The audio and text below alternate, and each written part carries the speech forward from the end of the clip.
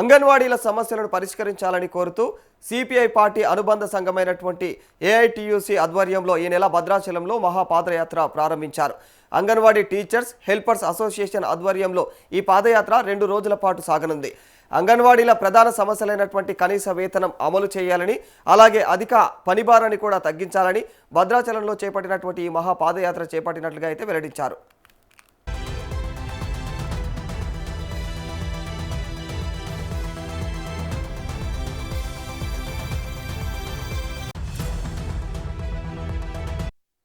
ఇక రేవంత్ సర్కార్ ఎన్నికల హామీ మేరకు అంగన్వాడీల జీతాన్ని 18,000కు పెంచాలని డిమాండ్ చేశారు.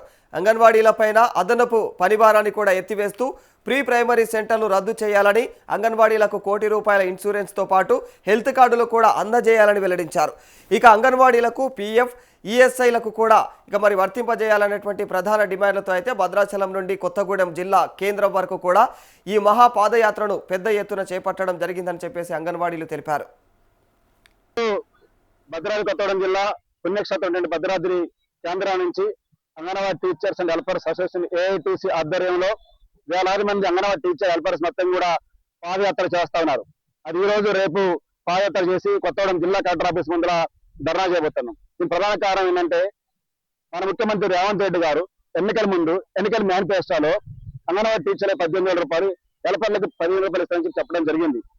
ఆయన ముఖ్యమంత్రి అయ్యాడు, ప్రజాప్రభుత్వం వచ్చింది, 2.5 సంవత్సరాలు అవుతుంది. కానీ అంగన్వాడీ టీచర్లకి ఆయన ఇచ్చినటువంటి హామీని అమలు చేయలేదు.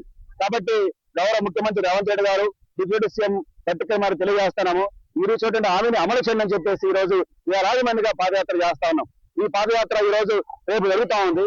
ఈ లోపల ఆలోచన చేయకపోతే రాష్ట్ర వ్యాప్తంగా పాదయాత్రలు మొత్తం కూడా ముమ్మరం చేసి సచివాలయాన్ని కొద్ది రోజులు ముట్టడించి ఈ ప్రభుత్వానికి తెలిసొచ్చే విధంగా ఆగ్రహాన్ని తెలియజేస్తామని చెప్పేసి ఏఐటీసీకి తెలియజేస్తున్నాం. అదే అంగన్వాడీ టీచర్లకి డీఎల్ డ్యూటీలు పెట్టడం జరిగింది. డీఎల్ డ్యూటీ వాళ్ళ అంగన్వాడీ కేంద్రాలు మూతపడిపోతున్నాయి. ఇరుస్తున్న పప్పు, ఉప్పు, కారము, హాలు గింజలు మొత్తం కూడా కారం, చింతపండు మొత్తం కూడా నాణ్యత లభిస్తున్నాయి. చాలా దారుణంగా ఉన్నాయి. వాటి పరిశీలన చెప్పేసి కోరుతాను. కాబట్టి అంగన్వాడీ టీచర్లు పిఎఫ్, గ్రాట్యుటీ, పెన్షన్ ఇవ్వాలని చెప్పేసి, ఇన్సూరెన్స్ ₹1 కోటి ఇవ్వాలని చెప్పేసి డిమాండ్ చేస్తా ఉన్నాం.